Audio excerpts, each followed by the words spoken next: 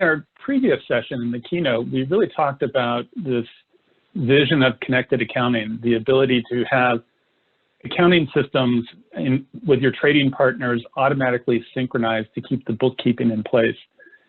And that vision is something that will be somewhat of a journey.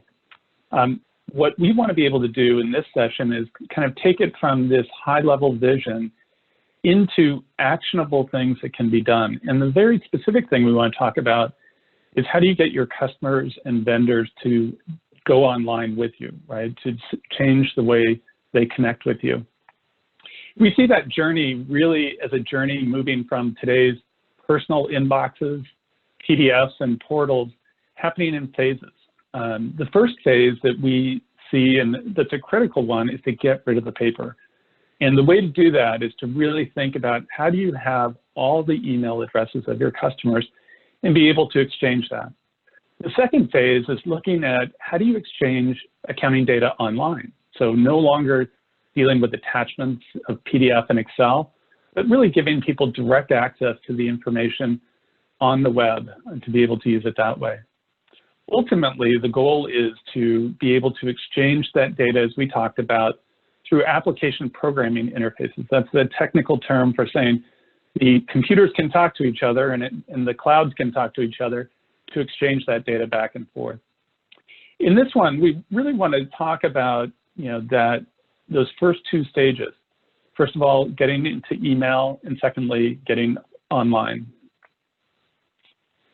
The first phase that we think about is, get off of paper. It was surprising to me when we looked at these studies just how much paper still exists. And it's hard to believe that it's almost 40% between AR and AP. The surprising part is because who wants paper? I mean, honestly, it's expensive. Who wants to spend money on paper, filing cabinets, envelopes, ink, printers, postage, storage? I mean, it's painful to even talk about it, right? And, think of the offices the way they used to be. That's a picture of that. Not only is it expensive, but it's slow. It adds days and weeks to invoicing and payment workflows. It's interesting, we have a group that meets periodically of our customers, kind of a customer roundtable where we talk about what's going on in the business today with the pandemic and things along those lines. And a lot of companies are talking about the fact that, the post office is actually slowed down, right? So mail, traditional mail is actually getting longer by a week to 2 weeks, depending on the region. So that delay in your cash flow is really being directly impacted by the use of paper and the pandemic itself. And let's face it, paper creates more work, right? Opening envelopes, finding the right folder, and filing in a cabinet is harder to do physically than it is to do digitally. So it just takes more time. And you can't have paper and be remote. It's an office anchor. When everyone is under the same roof, it's easier maybe to hand documents off to each other. And while you're remote, sure, you could scan them and you could send them electronically, but that's just going to take more time and slow down productivity. And the final thing is it's just really hard to automate paper. And if you do, it's very expensive. So the key is just to get rid of the paper altogether. And as we mentioned, what's required to get rid of that paper is really to get a hold of an email address, to tap into email and start making use of it. Now, that may not sound like it fits in with what we just talked about in terms of connected accounting, but remember, this is a journey. It's the first step. And the most important thing is to figure out, do you have an email address of your trading partner's accounting department? Again, not personal email addresses, but the actual departmental email address. And the reality is when we meet with customers and start to work with them on digital transformation, 30 to 70% of their customer or vendors are missing email addresses on their master data. And it makes sense. If you've been in business for 20 or 30 years, a lot of the processes that you built were originally based on physical paper. So we talked about the timeline of technology. And think how much has just changed when we, from 2008 to now. And the reason I picked 2008 is that's really when smartphone adoption started to kick in, bandwidth started to grow, portable computers and mobile really took off. So we're starting to see a massive amount of change. And so that timing of having processes built prior to that technology being available means there's momentum to keep it that way. It got built. Again, a lot of the focus was on growing the business, not necessarily going into the back office and optimizing those processes. So when we see this, the real challenge to going paperless and automation is getting a hold of these email addresses. And so how do you get a hold of them? Do you want to call each of your customers or vendors and ask for it? That's going to take time. Most accounting departments that we talk to right now are already overloaded with the pandemic impacts. So what do you do to go digital? The idea that we've seen a couple of people do this really well. It's all about self-service. Digital is a mindset that says you want to be able to allow customers and vendors to do for themselves what you would otherwise have to do. And you want to do it in a way that creates value for them. So you're not trying to push your work onto them.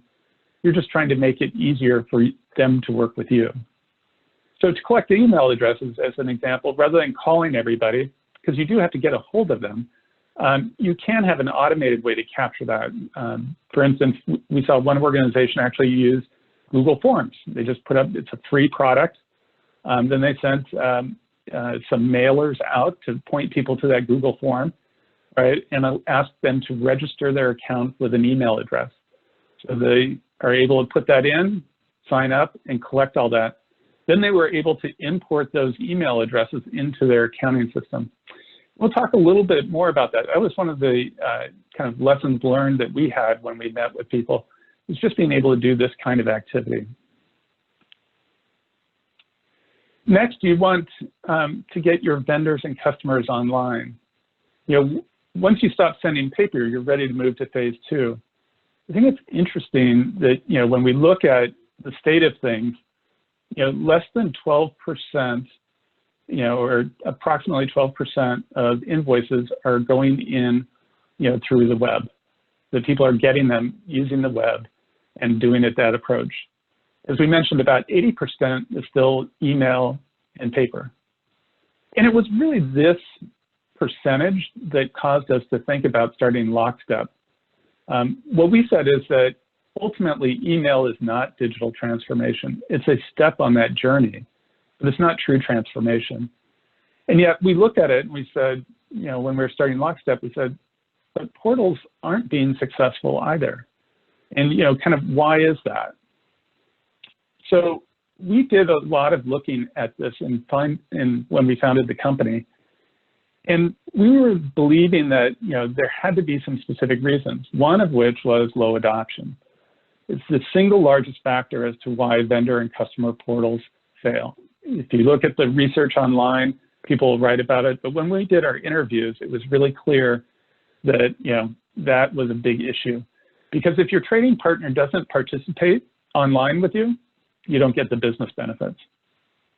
Another reason is the onboarding experience. If it's onerous or requires support from your team, it won't scale. So, this points back to the fact that onboarding has to be self-service. It has to be simple.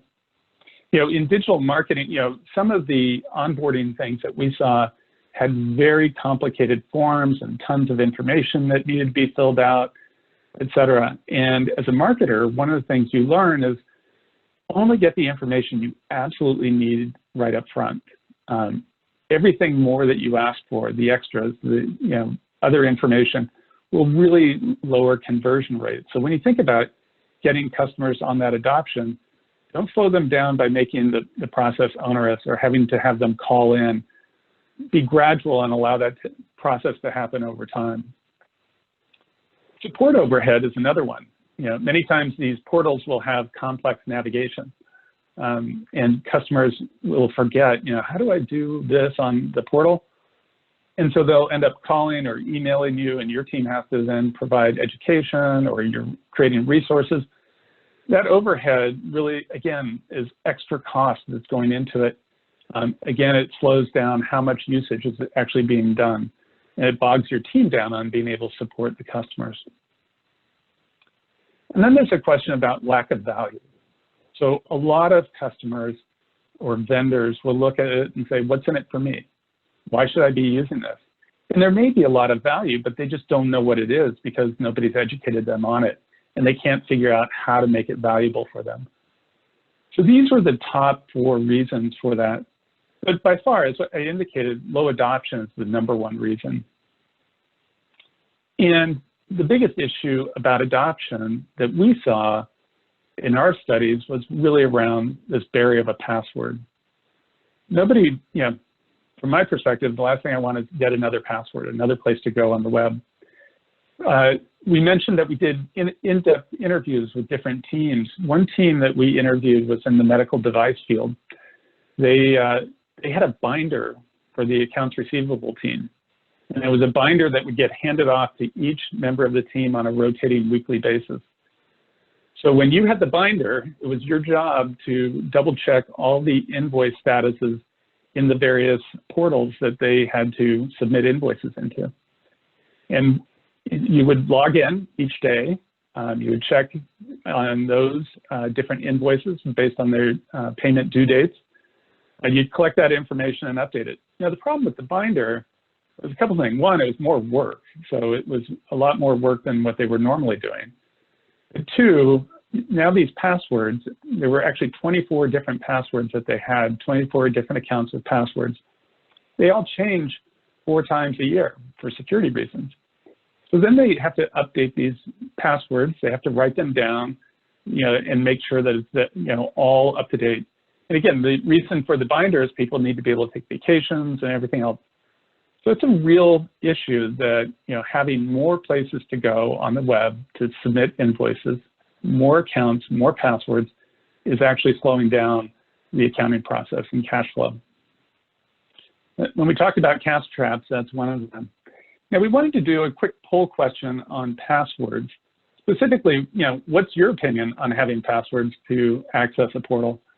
Does it not bother you? You'd rather not, but you'll do it. You try to avoid it or refuse to do it. Just curious what people think.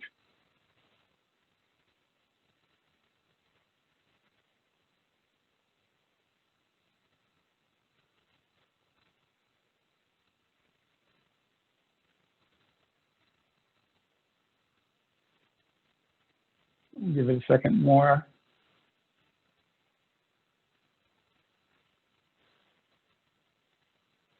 So it's interesting, yes, the majority of people really don't want it. So about 62% said no, please don't make me do this.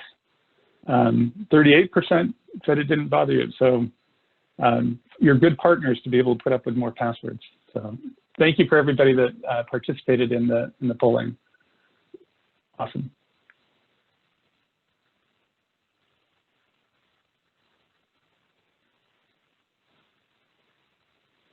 The other adoption barrier that we've seen is process change. And this really gets underestimated in a lot of situations. Once you have more portals out there, as we talked about, it forces you to monitor those portals rather than working in your inbox. So the portal creates a little bit of friction along those lines. In the example we just discussed, the team had to monitor 24 additional websites, if you will, to log in, look at payment status or get remittance data.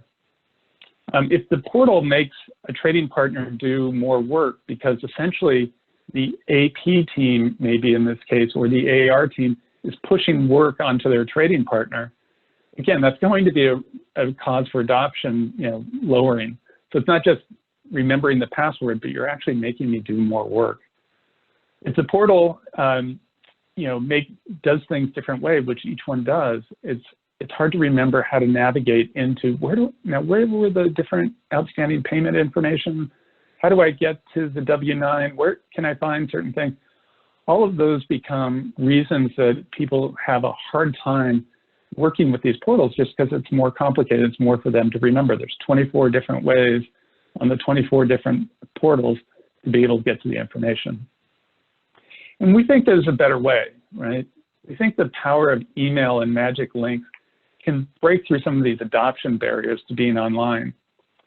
And specifically, it's leveraging the ubiquitous nature of email and what we call the convenience of magic links. I mean, let's face it, every single accounting department in the entire world is on email. They are reachable via an email. And so you can send them a notification, and in there, you can actually include what we call a magic link. So the power of email is that you're not forcing your trading partners to change. They don't have to go monitor anything. They're already working in their inbox. You can get them to engage that way. Magic links are a newer technology, and what they are essentially is a one-time password. They're powerful because they can get your customers to access information online or get your vendors to respond to you online without them having to have a password and without them having to figure out where to navigate into your portal. It can drop them right to the point of interaction so that they're able to do something quickly and easily, and they're able to do it online. The benefit of doing it online is then that data can be automatically integrated in with your accounting system. So you're collecting it digitally, and you'd start to store it digitally. So that was really one of the big things that we focused on early with our implementations, is to make magic links a part of all the communications that we were doing. And we thought, okay, as soon as we hook up Lockstep to the ERP and make it available, then there'll be self-service access and we will get digital conversion. And it turns out that didn't work so well. One of the things that we do is we audit the usage of the magic links in the online accounts. And what we saw was a lower percentage than we had expected. And we started to really dig in and talk to customers about, why is that? You know, what's working, maybe what's not working? Can we do something differently? Is it just the nature of the beast that's the way it is? And what we found out that is basically that implementation is not enough. So we can implement automated communications. We can implement magic links into those automated communications. We can provide a password-free experience. But you really need to think about, how do you drive adoption in a proactive way? So this was the transformation roadmap that we've been developing with customers. It really thinks about, it's not enough just to turn on the product and make it available, but you really need to think about, how do you onboard customers in a scalable but promotional way to make that capability available. So one of the key things to do is to really think about who's going to be involved with this kind of transformation. Do you have stakeholders? What about sales and account management, the executive team? How do they get involved, and how do they support, the digital transformation agenda? Review a baseline. Where are you today, and where do you need to be? Go through and kind of kick off a project to think about, what are the drivers? What best practices can you leverage? Align on criteria for success. Then think about, how do you capture, if you're missing emails, how do you capture that? Think about modifying your email templates. There's a bunch of things that really go into then making this possible. Finally, you need to think about training. So there's, this preparation, there's a kickoff, setting things up, and then training. And the training goes to the accounting staff, the stakeholders, and then you launch a campaign. Ultimately, what you want to be able to do is monitor that adoption over time. Take surveys of your customers to figure out, what's working, what's not, and then adjust and ultimately make that happen. Now, that seems like if you're in accounting and you're looking at this, you're saying, I don't know how to do that, maybe. And that was one of the things that we talked about with these different teams. And so we've been building a service around this to make it possible. We'll talk about that more in a second. Let's dig into a few of these. One of the first steps that I mentioned is just being able to measure the baseline. How will you define success? There's a lot of different ways that you can measure it. One is you may say, hey, I love the connected accounting vision ultimately, but right now I just want to get rid of paper.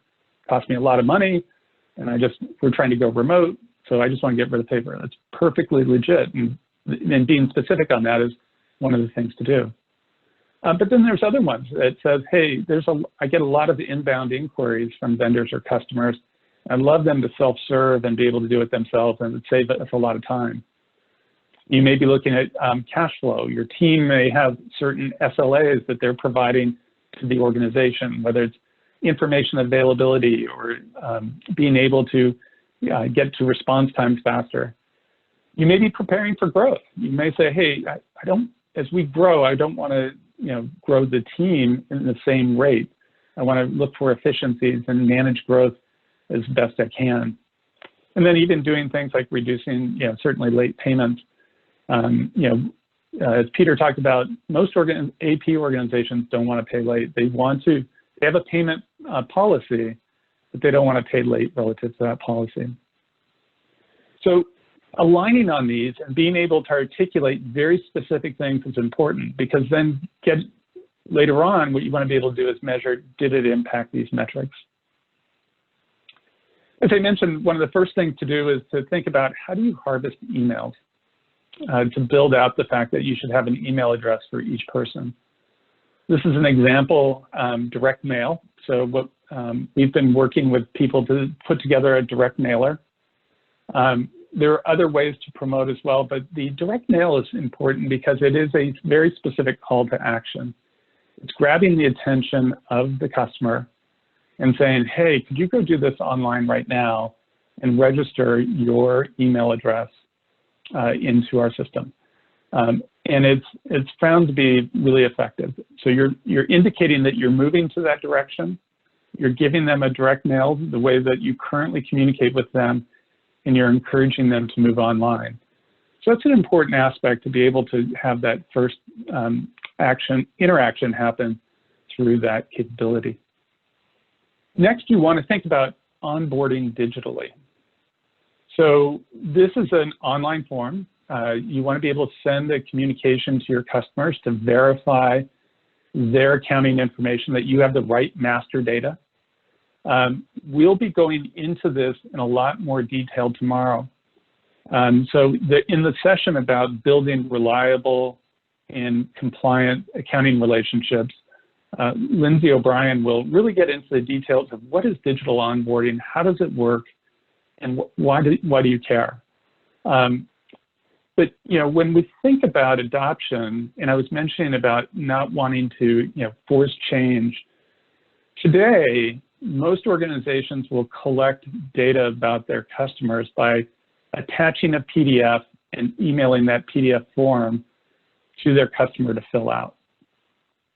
The customer has to, or the vendor has to, take that form out of the email, save it onto the disk, fill it out, then create a new email to send back, attach it, and send the PDF back. That's a lot more work than simply clicking a magic link, going to an online form, filling it out, and hitting save. So those are the kinds of things of saying you're not asking them to do more, you're actually making the experience easier for them and more reliable. The next thing you want to think about is really modifying all of your communications. One of the key factors is to think about, how do you use a magic link to remove any kind of attachments that you normally would have sent out? So a lot of times you would attach an invoice to an email. Now what you want to be able to do is just say, here's a magic link to view your invoice. So they can click on it. Again, easy to do. If they want to hit save after they've clicked on it, they can do that. If they want the information, but they're now in the experience of being able to use the online portal capabilities to allow them to interact and be able to get their job done. So you're making it easier, you're giving them more information than giving them more attachments.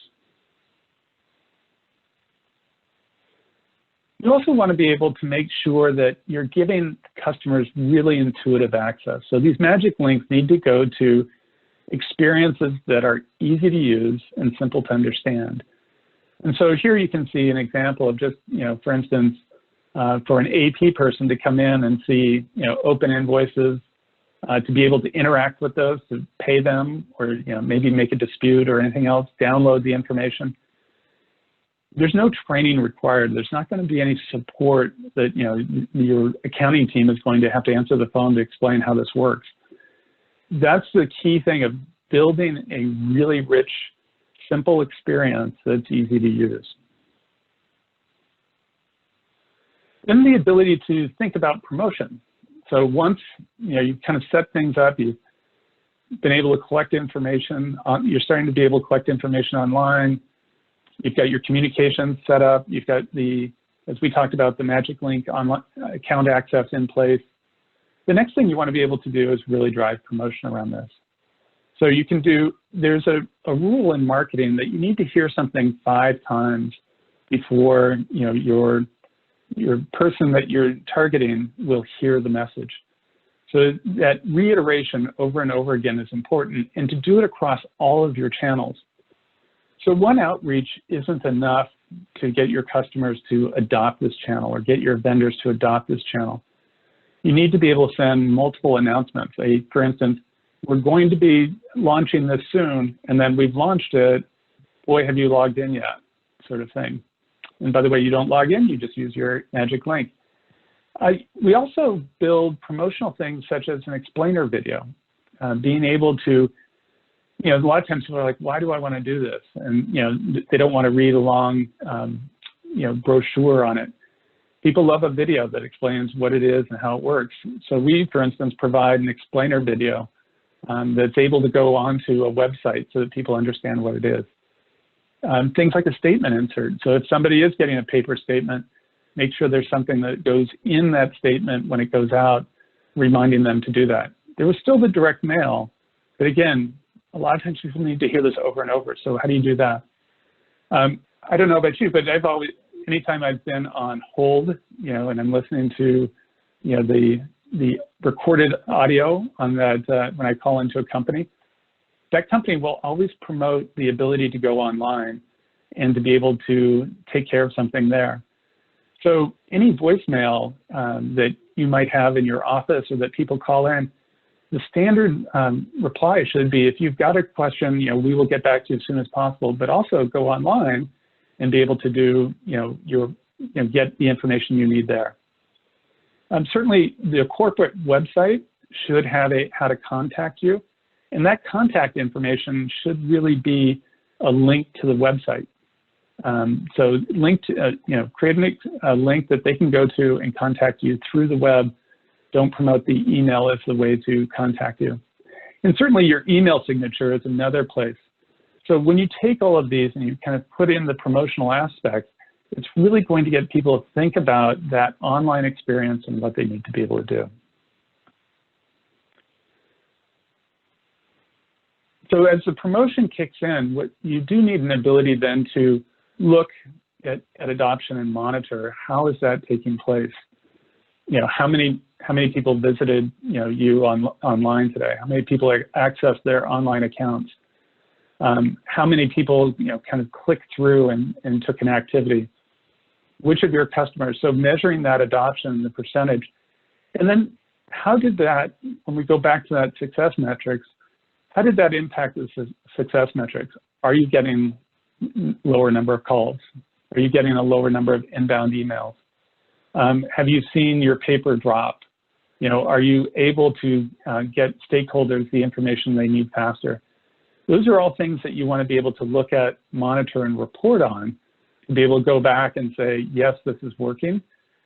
And you also want to think about getting feedback.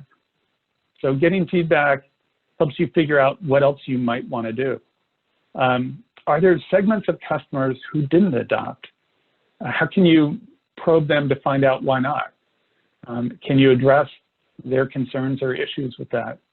So what's the other incentives that you could put in place, right, to make that happen? Because you can start to think about it. I'm going to incentivize you to do, a change to do that. So it might be, for instance, saying, well, we now charge for paper. So those kinds of things. You also want to look at the people who did adopt and find out why did they adopt, because there may be value propositions in there that you can use with the people who didn't. So really think, did did all the right things get promoted? Should we talk about other things? And these are some of the easiest ways to get feedback. I mean, you can certainly use a free online survey tool like SurveyMonkey to get this information back, and then make decisions about what you want to be able to do. The other thing that's important is not only doing online surveys, but every interaction that your team then has with customers and vendors afterwards, just drop in, hey, have you used your online account yet? Why or why not? And just get feedback casually that way. So building it into the ethos that everybody is responsible for driving adoption and having conversations with customers is the right way to do that. So we call this adoption services, this entire process. So as we talked about, just turning on magic link account access isn't enough. You really need to take customers on that journey and vendors on that journey with you. And it's a staged process. Now, the way we've done it, again, when you think about accounting departments, a lot of them have not necessarily have an IT expert to set up a Google form, or somebody who's not sort of marketing savvy to say, oh, well, here's the web copy that we want to do to promote this, et cetera. It can seem daunting to think about, oh, how do I go get this done? And one of the things we thought about is really, this is embedded into our subscriptions. So for each of our customers, we say this is a standard part of our engagement with you. We run the campaign, we manage the campaign, but you get the ability to sign off on what we're doing and everything else. The goal is to help you fill in the gaps on maybe areas that aren't your specialty. And we bring our specialists in to make that happen. We found it to be incredibly valuable. Again, we continue to learn as we do these campaigns and work with people. And our goal is to be able to drive that digital transformation so that it's not just a product that you're buying, but you're really buying the services. So when you think of software as a service, the service component and making sure that we're mutually successful is one of the big key things. So the pillars of those success really is ultimately measuring the fact that we want to get to high adoption, right? That is ultimately what will drive the business benefits. And so problem solving around that and making it happen is critical. Self-service onboarding is one of the key elements to getting towards high adoption. Having a program around that, making it simple, scaling it up is critical. The application has to be really intuitive. If it takes instructional content or a support call, that won't be enough. So that's going to be a real challenge if you do that. And ultimately, it is about creating value for you, but also thinking about how you create value for your trading partners. What's in it for them, and being able to promote that effectively and be able to prove it and deliver for them is really going to be a critical element. So these are the areas when we talked about kind of where, how do you get customers online, is that journey. These are going to be some of the key things that need to happen along those journeys. And with that, what I want to be able to do is actually go ahead and bring on our panel to talk about some of this. So we have both Logan Hale, who is the CFO from State Systems, and Jeff Khol, who is the EVP of Business Development at APS Payments. Welcome, both of you. Hey. Thank you. So, hey, Logan, I'd be curious if you could just share a little bit about State Systems and what State Systems does so people have some context on kind of your business. Sure, yeah. State Systems is located in Memphis, Tennessee, and we call ourselves a life safety company. So we do fire alarms, fire extinguishers, sprinklers, fire suppression systems, all kinds of life safety verticals, we like to call them, that we're in. And we do everything from installation to service and inspection on all those things. Awesome. And Jeff, can you explain a little bit about APS Payments? Sure. Yeah. So APS Payments, our parent company is Repay out of Atlanta. Our headquarters for APS Payments is in Arizona. we specialize in building payment integrations into different ERP platforms, as well as products like Lockstep and e-commerce platforms. So we specialize in the payment workflow. Great, thank you. So Logan, you know, you were one of the first companies that are customers of ours that you know, we met with you and kind of asked you about your story of digital transformation and what you guys went through. I was hoping you might share a little bit about kind of how you guys transferred. I think you used to have what they were called folding parties?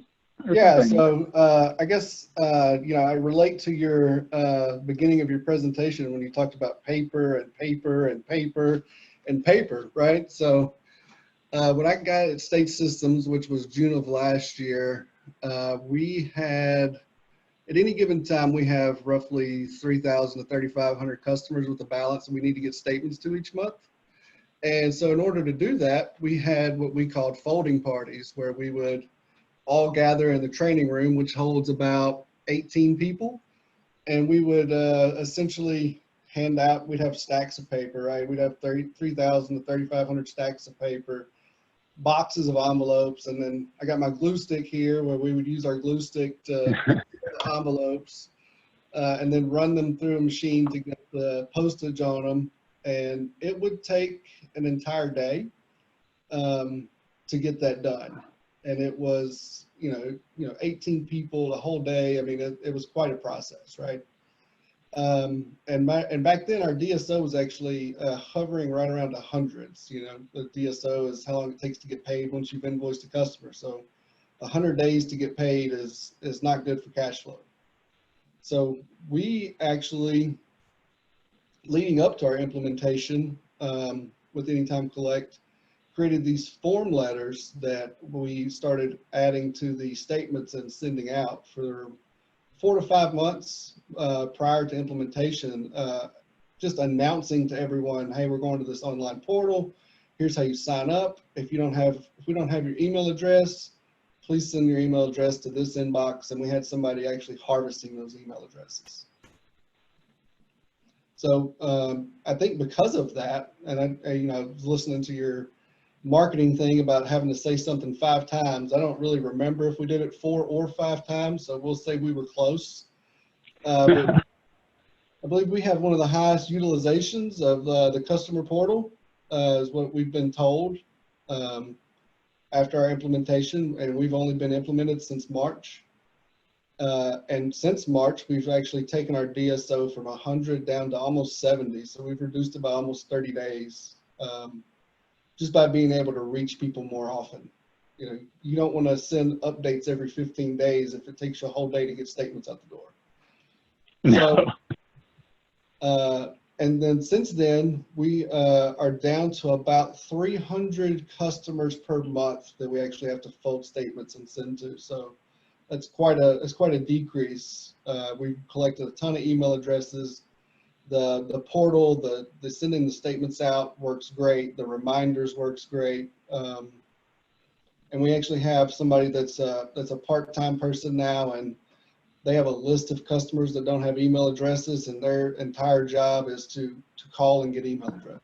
So we're constantly improving our number of employees, or sorry, number of customers that we have email addresses for. So we've put a huge focus on that, and you know, new customers are not allowed to be set up without email addresses. So we've went from, you know, 15, 16 people spending an entire day to get statements out to one person spending a couple hours, you know, working on statements. It's been a huge gain for us.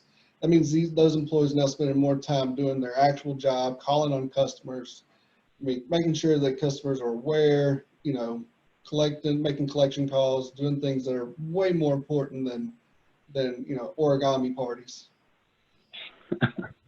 So, well, Logan, you know, one thing I wanted to say is, you know, thank you for the collaboration. You know, we learn so much from customers, and that's one of the reasons that I thank you for sharing with your peers online today. You know, that's we got some of the ideas embedded in the adoption services directly from your team. So, you know, thank you for that. We'll continue to hopefully deliver the value to you on it. Jeff, yeah, I'm curious kind of what you're seeing in the industry right now, just on Sure. digital transformation. Is it increasing in priority, or what's going on there? Yeah, you know, we specialize in business-to-business payments, and that's the majority of our customers utilizing an integrated solution are in that world. And it was interesting there. Our existing customer base, you know, historically is really paper-driven, and are now over COVID, and even before COVID, we're launching business-to-business e-commerce platforms, and we saw this accelerate over the last year because of COVID. There was an actual study that came out by MasterCard in August 25th of this year, specifically focusing on the trends in digital transformation and payments, right? And one of the things they saw that 76% of the respondents were literally concerned with how to get paid in this new environment. And they were transforming into a digital environment, and both utilizing platforms like Anytime Collect as well as new e-commerce platforms. One of the stats that really concerned me was it said 48% of the respondents said they were by not receiving one or two payments, they potentially could go out of business. So getting paid is extremely important. And we've noticed as they are launching into these new platforms, they're excited because they are getting paid quicker, right? And you need to drive digital payments in this future, in this new paradigm that we're living in, and obviously getting away from paper. The other thing is being able to accept payments. We've had customers that historically just do ACH and paper checks now coming to us because they need to accept credit cards as well. So that's been an interesting shift in that world, in the business-to-business world. So that's the main thing that we've seen from just that universe that we play in. Yeah, it's interesting you bring up the point about being one or two payments away from closing the doors. There was a study that said, you know, so first of all, cash flow, as Peter indicated, cash flow is the #1 reason that businesses close doors. 70% of the ones that do that were actually profitable on paper. In other words, they had a business model that was working, but they had a cash flow, or I said a business model that should work on paper, but they weren't managing the cash flow right. So yeah, right. It's super important to get that right. Mm-hmm. Logan, you know, part of in our previous session, we were talking about the importance of, you know, technology skills, you know, on a finance team, and, you know, how do you get those skills? When we were having a conversation, you had mentioned some of your own thinking about, you know, changing the way that you had IT skills. Can you share some of your ideas there? More specifically, sorry. Oh, that was, you know, getting rid of the shared service for IT, your outsourcing. So we've recently brought IT in-house. We had managed IT before. And I think actually bringing someone in-house has elevated our IT to another level. You know, having someone with buy-in and, you know, being an actual employee of the company and wanting to see changes made and do things a certain way has really elevated our IT game. It's been huge for us. It's only been 2 months, but I mean it's made quite an impact over those 60 days. Jeff, I don't know what you've seen in terms of kind of finance and technology priorities in terms of IT skills. Well, you know, when we talk about integrations, I think that's the part that I think is important, that businesses are evaluating integration from a accounting platform. If you're running an ERP and you have disparate and siloed systems, how do you reconcile? It becomes a manual process, and it opens up potential human error. So as you're launching new platforms or portals as well as e-commerce, you want to make sure that that data, when you're accepting payment, is flowing into your accounting platform so you can reconcile effectively. And we come across quite a bit firms that have disparate systems or running multiple systems that aren't communicating. And when everyone's working in a satellite environment, that gets very painful. And so making sure as you're evaluating launching new platforms, new e-commerce platforms, new customer portals in general, that it's effectively talking to your accounting system so you can reconcile at the end of the day. That seems to be a big pain point that we run across with firms as we're doing discovery around what they're currently doing. So that's really important to evaluate that. And so, yeah, it takes, somebody thinking about it up front, because as you indicated, after the fact, it gets a lot harder, a lot more expensive. Yep. You end up having to actually redo it. Yeah, so true. So, Logan, if you thought about kind of the digital transformation experience, was it harder than you thought it was going to be, or what's your feel? Especially, as people think about it and listen to this, they might say, "Oh, this seems too daunting." But I'm curious just to get your perspective of what advice you would give people about how hard or difficult it might be. So I wouldn't say difficult. I would say, you definitely want to be in it for the long haul, because it's not something you're going to do overnight. So if you're expecting to, implement, turn anytime collect on, and all of a sudden tomorrow all your problems are solved, it's gonna take a lot more work than that. So it's definitely, I would say, a marathon, not a sprint. Getting adoption, getting all the email addresses. You mentioned earlier that, like us, we've been in business since 1986, so we got tons of customers that we didn't have email addresses for, and that's a long, hard process to do. But what we've seen is once customers have moved over to the portal, they use the portal. So, don't give up.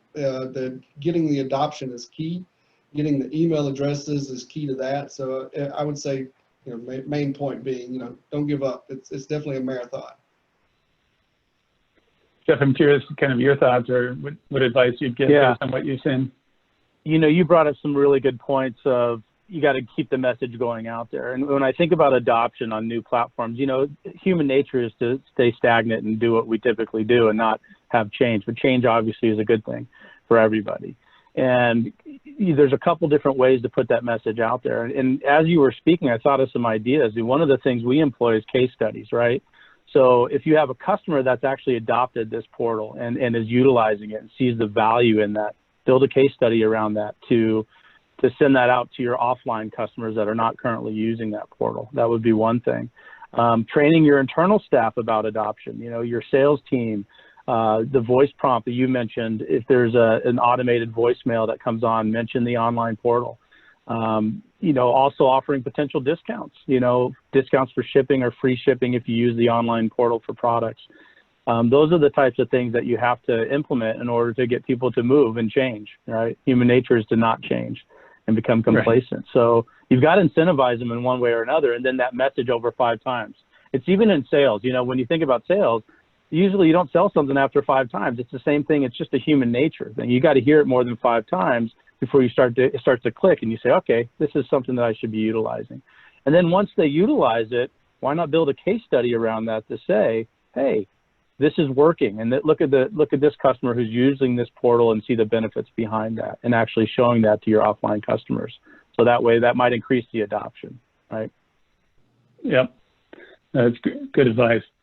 Logan, the other thing that we talked about this in the previous session as well is just how priorities maybe have changed as a result of the pandemic. A lot of times, organizations focus on sales and marketing and product development, or those things to try and fuel growth, and so the back office sort of doesn't get the attention it needs, just because quite frankly, people are just focused on the growth. Do you feel there's been a change in that as a result of this, that really back office operations are coming higher on the priority list as a result of the pandemic? Yeah, I would say so. I mean, everything slowed down as a result of the pandemic. Hotels, restaurants, entertainment, sports, all those sort of things slowed down and really put a bind on the economy. Some industries like retail or Lowe's or things like that, really took off. But as a company that sort of felt neutral through the whole thing, we really had to focus on cash flow. And we were able to keep our business going by not so much continuing the rapid growth we've been seeing before, but bringing our DSO down and actually turning those receivables into cash. We were able to continue to finance things we wanted to do. So I think making those things priority is definitely helpful. Yeah, Jeff, I'm curious what you've seen along those lines based on different customer interactions. Well, even our own company, we relied heavily on IT and operations in order to facilitate a virtual environment, which a lot of our team was already working virtually because we have offices all around the country. But one of the things that's interesting is when we get on these calls, typically it's with someone from accounting, maybe a CFO or a controller, but inevitably there's always someone from IT or some type of support from technology standpoint to understand how everything flows. So I think we're all relying heavily on IT and operations to make sure that everything's running smoothly. Again, we can reconcile, systems are communicating, and they're up and running, right? So I think we're going to become more and more reliant upon back office, and I think all firms will have to rely on back office when it comes to facilitating new platforms like this. It's important that it works, right, at the end of the day. Yeah. Well, Logan and Jeff, thank you both very much for participating in our panel discussion.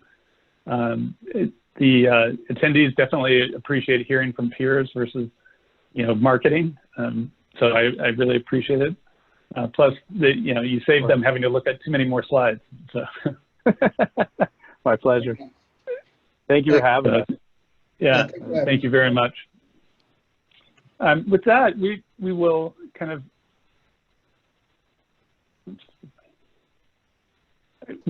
end this session. I wanted to just remind people that today we have the virtual mixology hour that will start at 6 p.m. Eastern time. So please, if you signed up for that, we look forward to having a cocktail with you at the end of the day. We've got a good mixologist to join us. Also wanted to really point to connectedaccounting.org. Feel free to sign up and continue the conversation there. We really are looking for this to be a platform to evaluate and understand, digital transformation, technology as it impacts connected accounting, and also just day-to-day accounting issues. So, feel free to use it not only for technology, but other accounting issues.